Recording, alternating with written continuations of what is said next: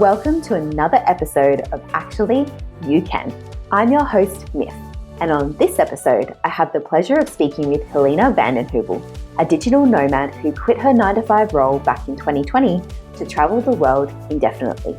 She now spends her days backpacking around Mexico, Central and South America, and works online as a freelance writer. Helena's mission is to show others that there is a different way of doing things, and that you don't need to force yourself into a mold that potentially wasn't even meant for you in the first place. In our chat, we discuss how she went about creating the life she lives now, the life-changing opportunities she's created for herself, the challenge she has had to overcome along the way, and how you can start to create your own version of freedom in your work. If you've ever thought of leaving your 9-to-5 and exploring the world, then this podcast is for you, because actually, you can. Hello, Helena, and welcome to the show. Hi, happy to be here. It's so great to connect with people from not only all over Australia, but you're currently on the other side of the world at the moment. So to kick things off, I would love for you to share a little bit more about what life looks like in your world at the moment. Yeah, sure. So I'm currently living in Brazil, like in a little beach town in the south of Brazil, working online and just traveling around. I've been traveling for over a year now in Central and South America. And yeah, now I'm just staying in one place because I got a bit tired. So I just chilling and working. It's nice. Sounds lovely indeed. So you mentioned that you've been traveling for a year and a half now, and I'd love for you to share a bit more about what that journey looked like. So before you were traveling, what were you doing? What made you decide that you wanted to travel? And how did you make that happen? Yeah, sure. So I was actually living overseas when COVID hit, and then I had to come back to Australia. And I was living and working in Newcastle for a while through that time. And then like with all the doors opening with remote work, I got a degree in comms and started like freelance profile because I think in my head, I always wanted to leave and travel and work online. And then so I saved up a load of money, quit my job, sold all my stuff and left Australia last year in like March. So I traveled for about 9 months, actually, 9 to 10 months, I think, without a job, but with the thought in my brain that I would get a job. But then on like the 9th or 10th month, I was feeling just like I needed a purpose and I was just like need to use my brain again. So I started looking for freelance jobs. And then the company that I work for now randomly messaged me on LinkedIn and was like, do you want to work for us? I was like, yeah. So I just do 15 hours a week for them doing like freelance copywriting, which isn't a full-time job, but I don't want to work full-time. So yeah, no, I'm just like traveling around, working, staying in places longer and just living the dream, really. It sounds dreamy indeed. And what I'd like to dig into a little bit more is, was there a particular event or a catalyst for you deciding, you know what, the 9-to-5 life just isn't for me? Or as you mentioned before, is this something that has always been a deeper knowing of you that you just won't fit for that 9-to-5 mold? Yeah, I think a bit of both, to be honest. I think I've always felt like I'm not a 9-to-5 person. And I kept going into these 9-to-5 jobs and being excited for the first 6 months. And then 6 months in, I was like, I hate this. Like, I hate having to work 9-to-5 all the time and working for someone else's structure. That could actually be to do with the industries I was in because I was always working in government or universities. And they're very like, you have to kind of be in the office all the time, not so like forward thinking very often. And then I guess with COVID opening all the like remote job doors and everything, it just kind of worked out that I could do this. So I was like, well, I'm leaving. I just want to live this life for as long as I can sustain it. But yeah, I think it is that I didn't fit into the 9-to-5 and structuring my day the way that everybody else wants to, and the need for like wanting to travel. So it all just kind of fitted nicely. COVID was probably a big turning point too. Yeah, I think COVID opened, I mean, as terrible as the situation was for a lot of people, it also opened up a lot of doors and enabled us to question a lot of the current ways we do things and the current societal norms. And I think remote working and hybrid working was definitely one of the benefits of that. And so I feel like a lot of people listening to this right now could also resonate with your saying that you just weren't meant for the 9-to-5 role. And there's a group of people I know that would just be like, but if I can't fit into this mold, what options are available to me? Yeah. And I feel like it takes a tremendous amount of courage to decide to go against societal norms. And so I'm curious to better understand, what did you come to terms with, or how did you develop the confidence, or what was the next steps you needed to take to decide, yeah, this 9-to-5 isn't for me? Good question. So I think like the things that I started doing was looking up remote working a lot and wondering if it was for me. I started following a lot of people that were digital nomads and traveling all the time. And then I think To be honest, some of it came from like a bit of pain because I was working a 9 to 5 in Newcastle, and I'd moved to Newcastle with my ex at the time. And I'd met my team members 3 or 4 times in the year and a half that I worked for them because everything was online. I was working from home all the time and I was like quite lonely. And then I think I got to a point where I was like, I can't do this anymore. I'm like really unhappy. There's got to be a better way to live. And I think for me, the fear of like not doing what I've wanted to do and the fear of regretting something and the fear of not just like giving it a go was stronger than the fear of leaving, like the fear of actually doing it. And I think I'm a big believer in like, if you want to do something, you can do it. And for me, if I gave it a crack and it didn't work and I didn't like it, I didn't feel embarrassed to come back to Australia. I'm not like ashamed that I tried and I didn't like it. So I was always just like, what do I have to lose? Like, I'll either go and have an awesome time and travel and realize, yeah, it's not really for me. I actually do like the 9 to 5 and I'll come back and appreciate the 9 to 5. Or I'll go and be like, this is fucking great. I'm never coming back. Or I'm never going back to that 9 to 5. Yeah. And such an empowering mindset to have when the fear of what you could miss out on is greater than the fear of actually giving it a crack and the potential of failure. I mean, just from what I feel like I know of you, I'm not sure if even really failure is probably part of your vernacular. I think it's just this didn't work out, what's next, so to speak. So I'd love to hear more about that too. Did you have a backup plan? If this all didn't work out, what was going to be your plan? Or were you just so focused on giving this a red hot crack that you weren't even considering what backup could look like? No, I definitely had a backup plan. I think that's part of being I'm a bit of an anxious person, so I needed to have a backup plan. My backup plan was to like go back to Australia, get another job, live with my mum. Like that was always, and that still is like a backup plan, I guess. Like, yeah, at any point, if I get bored of this or tired or I want to go home, like I've always got a room at my mum's house. I know that I could get another job. Like I still have all that experience in the 9 to 5. So I guess I'm lucky in that way. I can understand that not everybody else has those options. But for me, I'm lucky enough that, yeah, I have that as a backup plan and a safety net, I guess.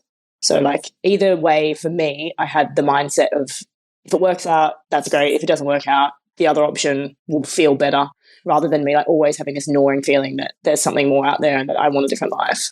Yeah, that's so true. And what I love in what you're saying with that is I hear a lot of people, and it's probably just some narratives of the circles that I'm in, that just like take a risk, quit your day job and you'll figure things out. And in reality, I think that sort of attitude, just give it a crack at all costs, is probably disrespectful for someone's current reality. So if you've got kids or if you've got a lot of responsibilities, quitting your day job probably isn't an ethical, and it's disrespectful of your current setup. So I love that you made the commitment to decide, what is my backup plan? I'm going to have that sort of security around there just in case this doesn't work out.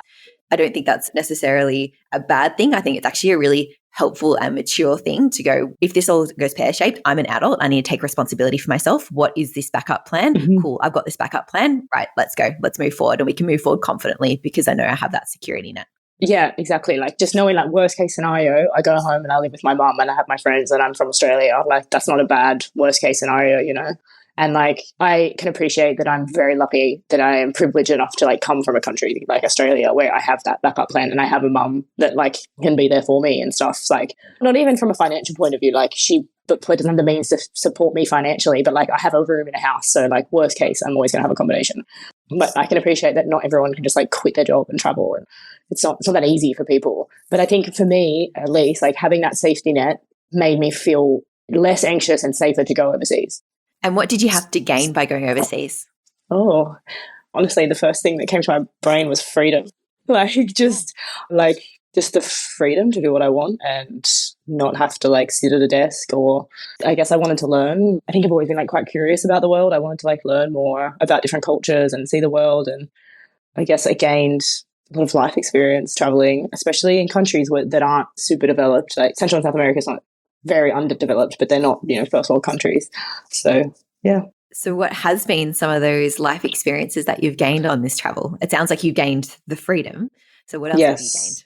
I think I've honestly really learned a lot about myself and what I need to be happy. And I've learned a lot of like ways to regulate my emotions alone. Whereas before, I broke up with my ex while mid-travel. We were together for 3 years. And like having to do that and go through a breakup with someone that I was meant to be traveling with was so awful. And having to do it all alone on the other side of the world was awful, especially with the time difference. Like I couldn't talk to any of my friends or my mum in Australia till 6 or 7 p.m. of a night time. And at the time it was fucking dreadful, but I think it made me like much more able to like manage my own emotions and be able to like take care of myself and know what I need and like know the things that calm down an anxiety or sadness. And like, I think that is an invaluable experience. Like coming back to Australia with that, I think I'd be so much better if anything bad happened, and I'd be able to have resources just for me that I can lean on, and I know that I'll be okay. So I think that's probably the biggest thing I've taken away from it. Yeah, and I mean, that would have been such a challenging experience, especially given, what you've mentioned with the time zone differences and just being outside of your general means of support. What support did you put around yourself during that time, and how did you find it?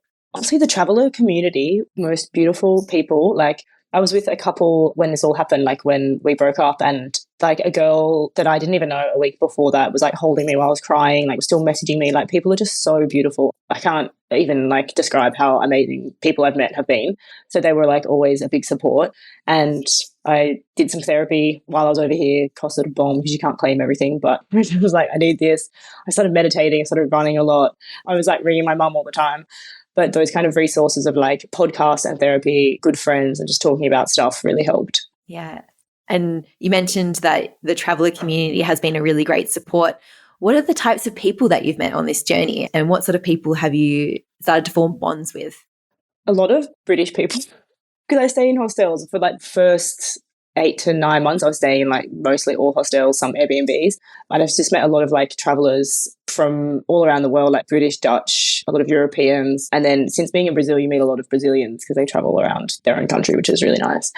And then I think the thing I like about traveling is you meet so many different nationalities and learn about their country, and you get to just like discover new parts of the world and how different people do things differently. And like a lot of people were like me, and it was just like after COVID just wanted to quit and leave their country and travel. And then some people were just on 2 or 3 month trips. But you just form like such quick bonds because you go through like the extremes of emotions in a day sometimes, especially if you've been away for a while. So I think you really form close friendships really quick, which is like another thing I love about it. Yeah. And I remember on a previous podcast episode, one of the guests spoke about the importance of getting different exposures and what impact that has on your development as a leader. You sound like you've had a tremendous amount of different and varied experiences over these last year and a bit. What have some of these experiences been, and how have they influenced you as a person? I think the experiences have made me grateful for things that I've probably took for granted a lot of the time. Like Australia, I think this is maybe not everyone's experience, but after COVID and just there's so much like negative news and just like so much like negativity in Australia for a good chunk of time. Like there was the bushfires and the floods, and the job that I was working, like we're often like doing stuff for like bad events that had happened. And I was just like, oh, it just feels so like, just felt very negative and draining there for me. And then leaving, I was like very ready to leave Australia and travel for a while. And then traveling and like hearing about other people's countries and seeing how like locals live in different parts of like Central and South America, maybe like a lot more grateful for what I have at home. That's definitely a big part. Yeah. And how has it been being in these different countries where I'm assuming English might not be the spoken language a lot of the time? How have you gone about integrating yourself into these cultures where they are completely different and you might not be able to communicate and express yourself in, and I guess, ways that you might have relied on previously? Yeah, I guess considering I've been traveling here for a while, I don't speak as good Spanish as I should. So that has been like quite a language barrier. But I always just try to like do the cultural experiences and try, like I do stay in a lot of hostels. So sometimes you are kind of with a lot of English speakers doing all the touristy kind of things. But other times you like stay with like locals in Airbnbs, and maybe you just have to communicate through like Google Translate. But I just try to like do things the way that they do them. And I like to stay in places for a long time. Like some of my friends I've met traveling is like, oh my God, are you still where you are? Like, you're such a slow traveler, because some people move every 3 to 4 days, but I like to stay in places for like a week, if not longer, because I think you get to just live how they live rather than just getting there, ticking boxes and doing touristy stuff. I like to just like do normal stuff the way that the locals do, so I can learn about them and learn about their lives. I think it helps me in my life, I guess, learning about different people doing different things. Yeah, and I think you touched on something really great there too, is when you're traveling, especially when you see yourself as a tourist, it can be really easy just to stick with your own way of doing things and getting cranky when the shops shut for lunchtime because it's a cultural norm in some places. Yeah. Like, who shuts at lunchtime? Like, what experience do you think someone would have if they kept an Australian, for example, if they traveled to South America and kept our cultural and society norms versus what you're approaching it and really throwing yourself into their culture? What do you think the difference experience would be? I think that they would probably have a more negative experience. Like, I met a lot of people, like Colombia, for example, they're so slow at stuff. Like, everything is slow. Like, if you go out to eat a meal, you'll get your meal and then you'll order a Coke. And then an hour after you've probably eaten, they might come back and be like, oh, we don't even have any Coke. And you're like, for fuck's sake, I just wanted my Coke with my meal. And like, at the supermarket, like, they're very slow. Like, things are really slow. Like, not everywhere in Colombia, but some parts, for example. And I think I met a lot of people that were always fighting against it, being like, oh, they would just do things so badly here and they do it differently and they do this and they do that. And to me, I'm like, you're ruining your own experience. Like, the whole part of traveling is learning that the way you do shit at home isn't the only way, and it's not necessarily the best way.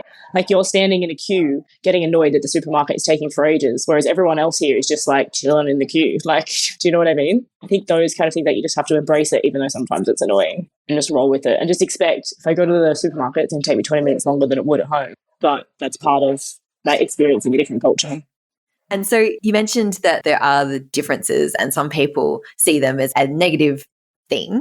How do you see differences? So how do you come to terms with the differences being okay? What's your view on them? I like the differences. It makes me feel like I'm in a foreign country. Like, I think when you're traveling, I want to feel like I'm not at home. And sometimes, I mean, to be fair, I've stayed in Brazil for a long time because Brazil really feels like Australia to me.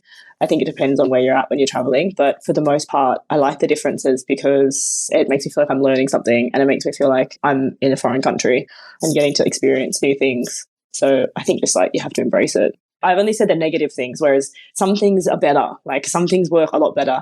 Like, Australia can be like very strict with some things, and then some countries over here, you're like, why are we so like uptight about stuff? Like, this is a very small example, but Brazil, for example, you can always get food on the beach. Like, there's just people walking around selling like acai bowls or like meat on a stick or like just always like amazing snacks or drinks. Like, how much better would it be if the beaches in Australia had that? But we're too uptight. So there's things that I think are really good, and then there's some things that are like a little bit annoying. But you just have to like embrace it all.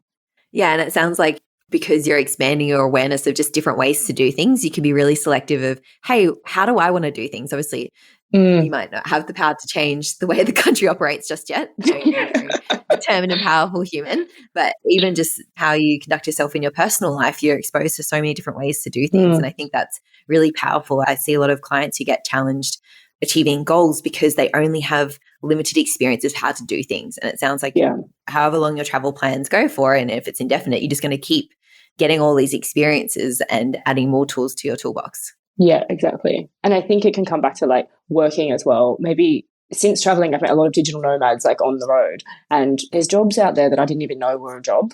If you're not learning from the countries, you can still learn from the travelers that you meet, and you find out all these jobs. Like, there's a girl here that she's like a food scientist, and she helps develop like the package labels on like the different things in Brazil. Like, and then she can do that like remotely, I think. I'm like, what the fuck? What job is that? Like, you know, you learn stuff about people. Yeah, I think it's really cool. And so what are some of the best bits you found about living this lifestyle? Yeah, and I'd say it would be the freedom, like being able to, I think for me, I mean, people might resonate with this if they feel like they don't fit into a 9 to 5. But for me, being able to work when I want to work makes me want to work, if that makes sense. Like, being able to be like, yeah, I'm going to work 7 until 4 or whatever today, and I'm feeling really good, I'm having a great day. It's really like, I like working like that. And then the next day, if I'm traveling or I want to do something, I want to spend a day on the beach, I can. And then I'm enthusiastic to work again rather than always having to fit into the 9 to 5 kind of role. I think that's great. And I like that I can move around and travel, obviously. Yeah, on that note, what would you say? I think there's probably the age group that's younger than us. I keep forgetting that we're getting older now. Oh my God. Especially in the workplace. How am I 31? Especially in the workplace. Oh, no. I'm frozen in my mid-20s. I know. Yeah. Like, oh, yeah, that explains a lot about MIF. Yep. So I think there's a narrative out there in the corporate workplace, at least, that kids these days don't want to work hard. And I feel like there's a stark difference between someone wanting to work hard and someone being committed to something that they're really passionate about. I truly believe that people will work hard if they value something and they're passionate about it. I'm interested to hear your thoughts. If someone was to be like, you're traveling the world because you don't want to work hard in a 9 to 5, what would you say to that narrative? I would say good luck with your life if that's your mindset. Like, if that's your mindset to the world, you're going to be a lot miserable than I am. That's probably very harsh.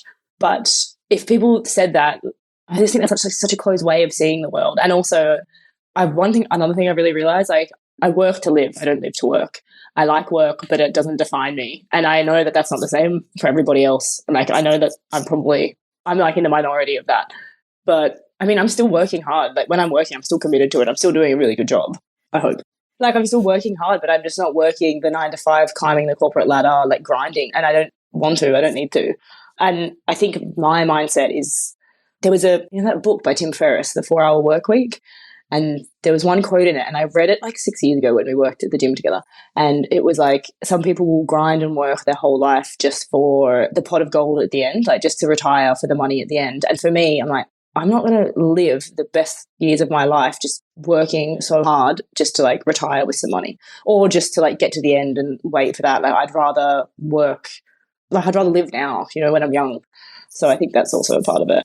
Yeah. And I completely agree. I would testify for you. I believe you're an incredibly hard worker. And I think the definition of hard work, especially if we're talking about corporate work and talking post-COVID, I think it can look so different. I feel like hard work might not be measured by the amount of hours you invest in something. It's the amount of the productivity and the results you get. Yeah. But it's also conducted in different environments. You don't need to be in an office to be deemed as working hard. You can work hard from a laptop on a beach. Exactly. Yeah. When I'm working, I'm still working really hard. I'm still producing good results. I'm still working for my money. I'm just not working 30 to 40 hours a week sat at a desk. And I don't think that has to be the case for everybody. And if you feel like that's not for you, then it doesn't have to be anymore, I think, which is great.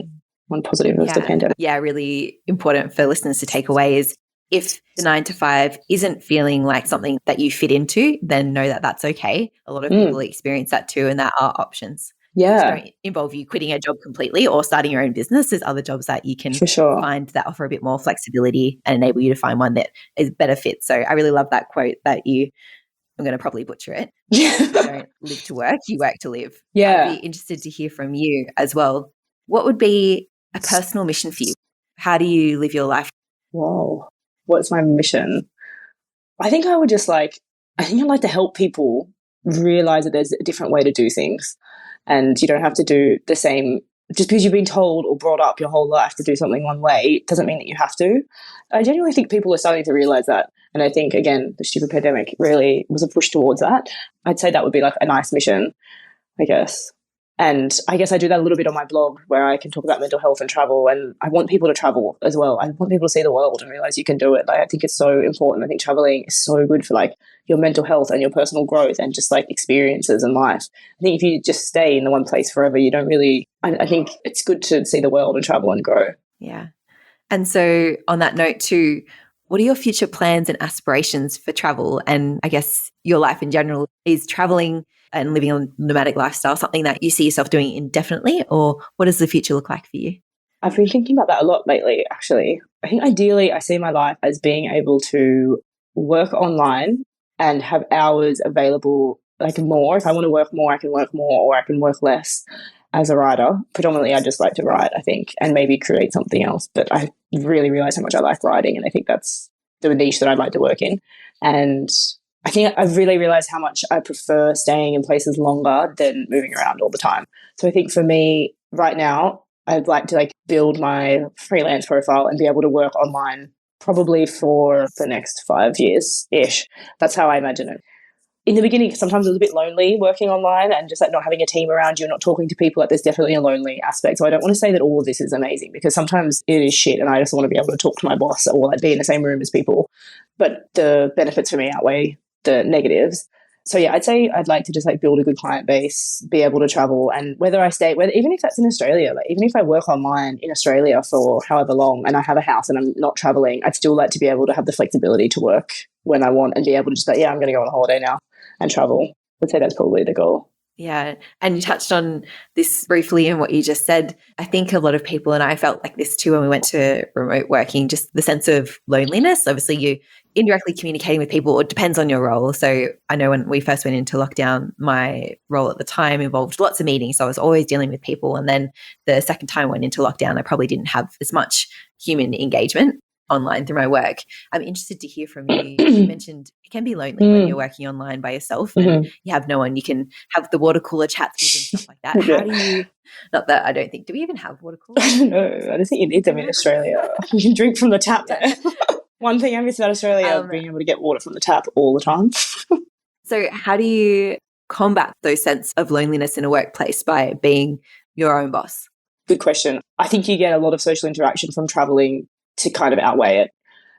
Yeah, like because you're in hostels and you're around people all the time. So you don't get the work chat. So you don't get to talk about work, but you get a lot of other social interaction with people quite often.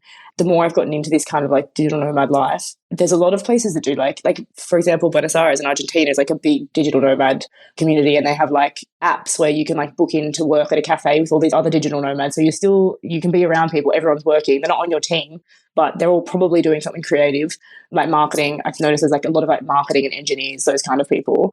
So you get to be around people. So you can find it. Like you can still find non-traditional offices and get the coffees and talk to people. And I think that's a really good way to like fix the loneliness aspect. Yeah, that sounds incredible. It's so great to hear that there's businesses out there being developed based around remote work. It sounds like there's a lot of businesses really thriving for diving down that road. So on the flip side then, obviously staying in hostels and being around people all the time, what's your view on time to self, and how often would you say you get time to yourself? I went through like a period where I didn't feel like I had any alone time and I was going crazy. I think I let it go too far. And that was another thing about me learning about myself. Like, I think I always have thought of myself as like a super extroverted person. I always need to be around people. And then traveling, I started to realize, I think because I spent a lot of time by myself working in Newcastle, as I said before, I think I realized how much I actually do like my own company and I need to be alone. Like sometimes I just want to be alone. And in the hostel, sometimes you just don't get it. Like another traveler said to me, the thing with hostels is you don't get to choose when you get to socially interact. Like you could be in a kitchen and you don't want to talk to anyone, but someone's going to come in and be like, hey, how are you? Where are you from? Like, what are you doing? And you don't get to choose to be like, fuck off, I don't want to speak to you. So I think you can't be rude to people and you don't get a lot of alone time. And I think I started realizing how much that was important to me. And I started doing like private rooms a lot more and just making sure that I like gave myself time alone. Like I've been exercising more, going to the gym on my own, like running on my own, going for walks alone so that you still get time. But I don't need a lot of it, but you definitely need it.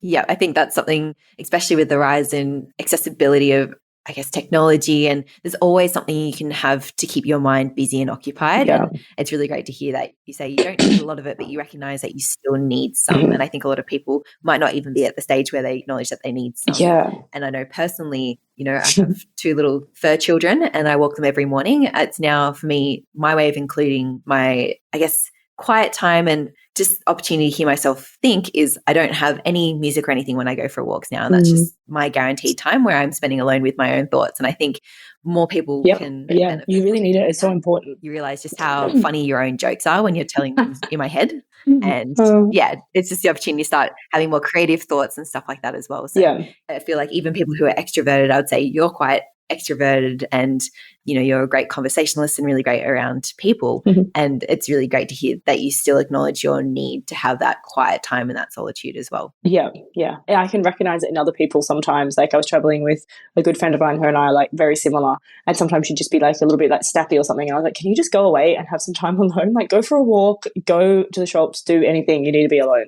And she'd come back and be like, oh God, I didn't really realize how much I just needed to be in my own space. But yeah, I guess that's like another tick in the box of learning about yourself with travel.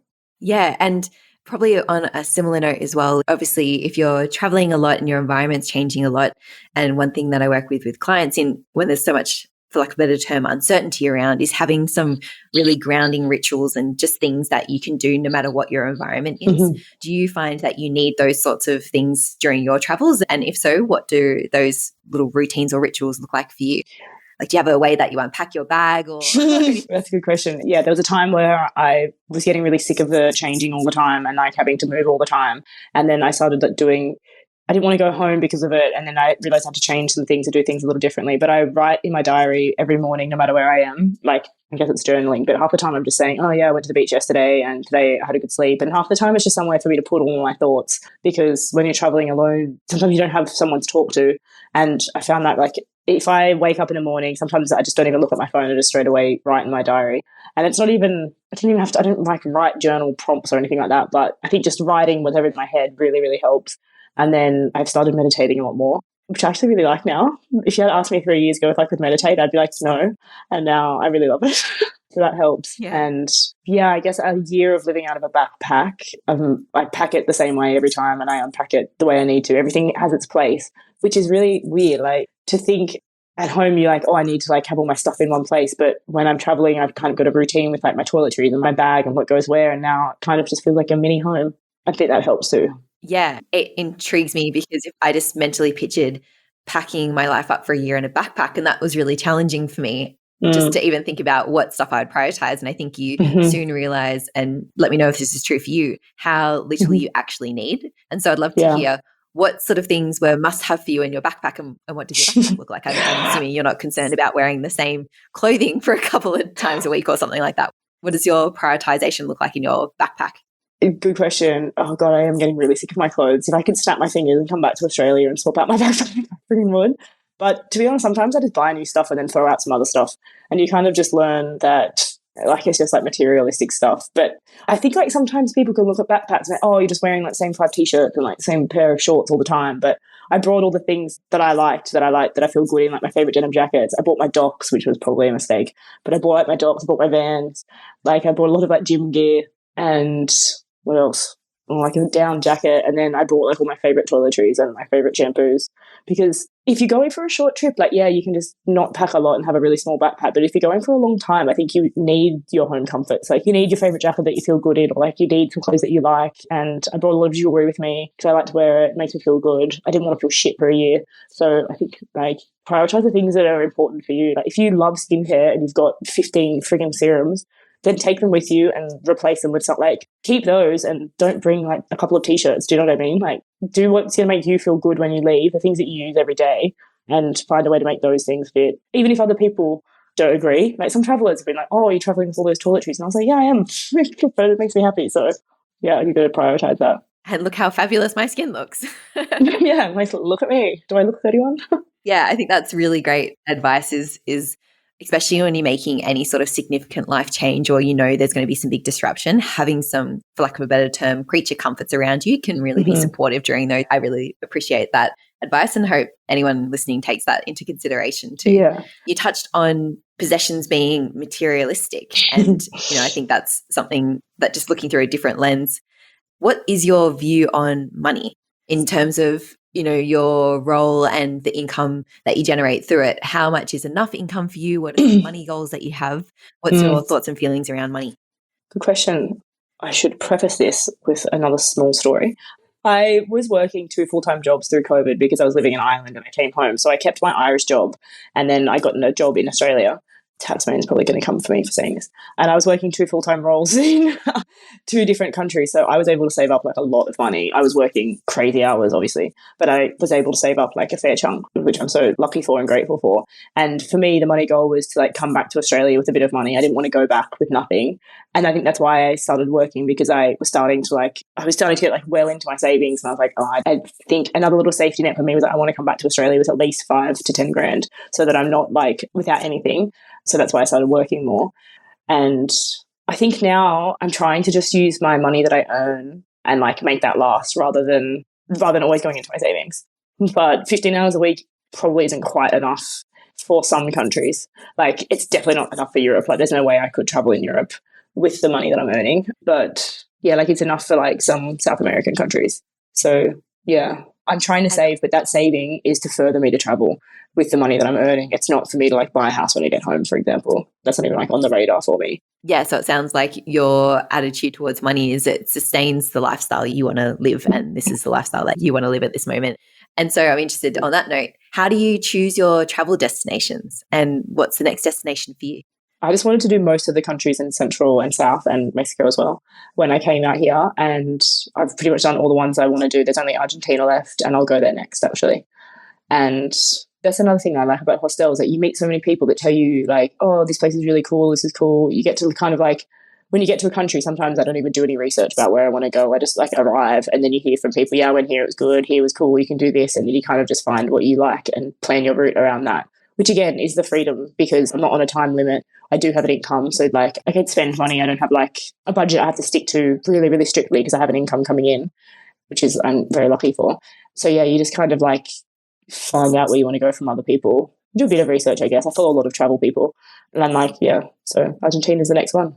Yeah. And you mentioned that sometimes you might not have a real plan of what happens when you get to a particular location. I feel like some listeners who are planners and schedulers are probably going, oh my God, how could you do that? What the Have fuck? you ever found yourself in particular challenging situations because of that? No, honestly, I actually haven't. On the planning, like for me, having a plan gives me anxiety. It makes me feel suffocated. But I know that that's probably weird. Yeah. And like, for example, next week, my visa in Brazil expires, and that's making me feel like, oh my God, what am I going to do? It's making me feel anxious because I don't have the freedom to do whatever I want.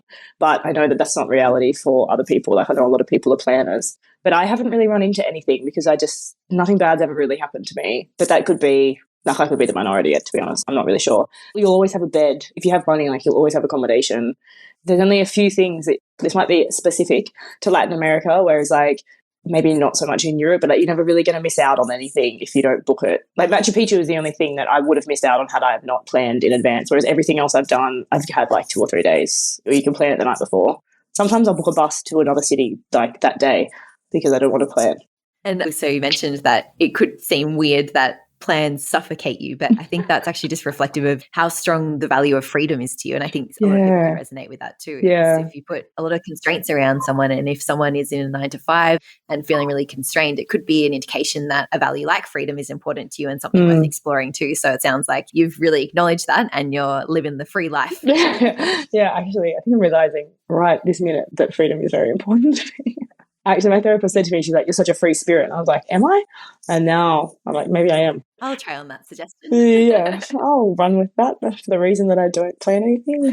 And so on that note too, who would you say that this lifestyle is for? The nomadic lifestyle, the traveling the world, having a remote job. What sort of person is this lifestyle for?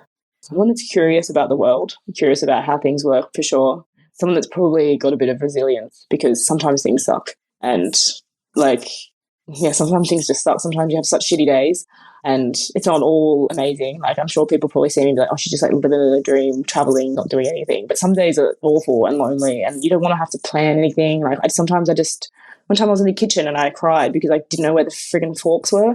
It's like some things are crap, but you just have to be a bit resilient and kind of just like laugh it off and like try not to take things too hard. So yeah, curious, resilient, and like an easygoing kind of feel. What have been some of your most memorable moments in this past year? What are some of your just pinch me moments?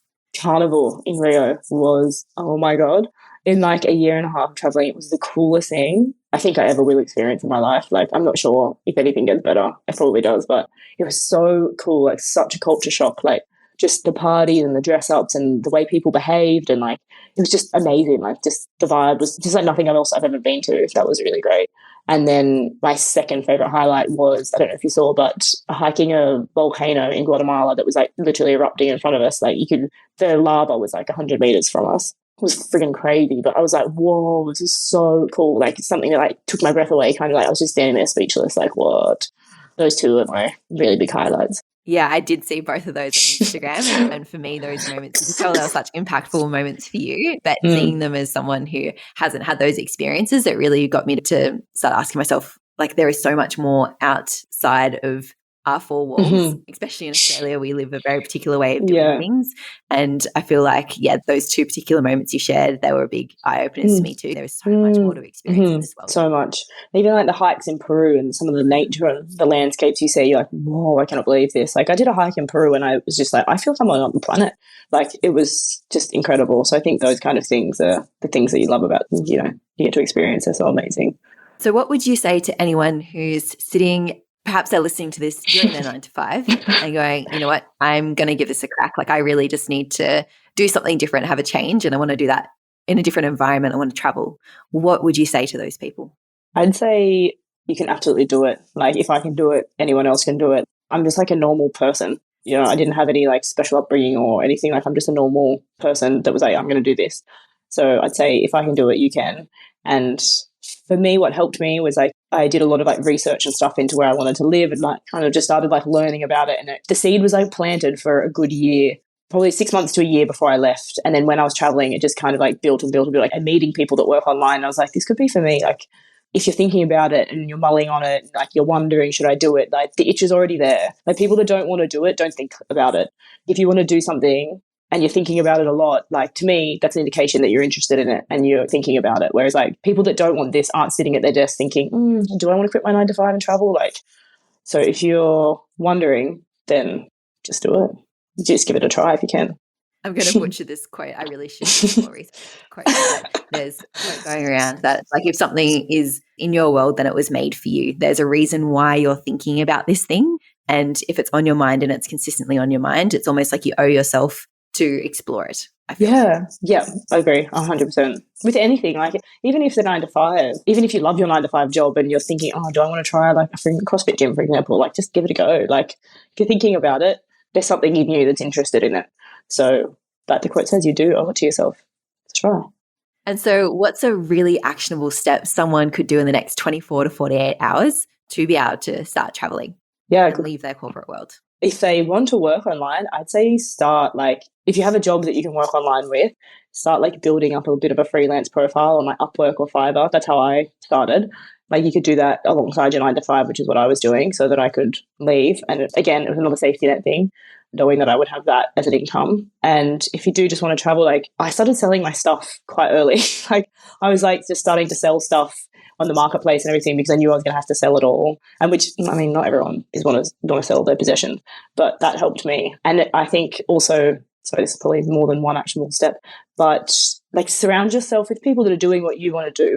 And it doesn't have to be in real life because maybe you don't know anyone, but like curate your social media feed to be people that are traveling. Like curate everything that you do, listen to podcasts of people that are doing it, because the more you realize that people do it and you can do it, the more you'll want to, and you'll probably feel more armed with like research and stuff and having resources to be able to leave. Like join Facebook groups of digital nomads traveling. Like you can surround yourself with information and see people doing it and be like, yeah, actually this is a viable option for me. Like if you can do it. Actually, you can. They're such wonderful action steps. And I think you're 100% correct. Just having more of the experience that you want in your environment, whether it's joining the Facebook groups that you mentioned and just hanging around people who have what you wish for. I think that's incredibly powerful. So yeah, really great action steps there. Yeah. And so thank you so much for your time today. I know it's coming up to night time for you. So with the time differences, really appreciate you putting time aside to have this chat. And I have no doubt you've offered some wonderful insights into what life is like being a digital nomad. So thank you so much. And I wish you all the best in what this next chapter looks like for you. Oh, thank you so much. It's been so great. And so if someone's keen to follow your travel journeys, how is best they keep in contact with you? Probably just on Instagram. It's just Helena, HELENA _VDH. A really long surname. Wonderful. Yeah. I'll put that in the show notes. Okay, cool. Thank you so much. All right, awesome. Bye. Thank you for joining me today for another episode of the Actually You Can podcast. I so enjoy having you here, and I hope you've taken away powerful insights and tools that will support you to achieve your high-level results. Now, before you go apply all this wisdom in your life, I would be so grateful if you are able to leave us a podcast review on the platform that you're listening to, or share this episode with a friend. Your support means that we can help more self-led, high-performing individuals just like you expand what's possible for them. I'd also love to hear your thoughts on today's episode, so please go on and shoot me a note on socials and let me know what you think. You can find me on Instagram as Miff Galloway. Now, go and make those dreams a reality, because actually, you can. Speak to you soon.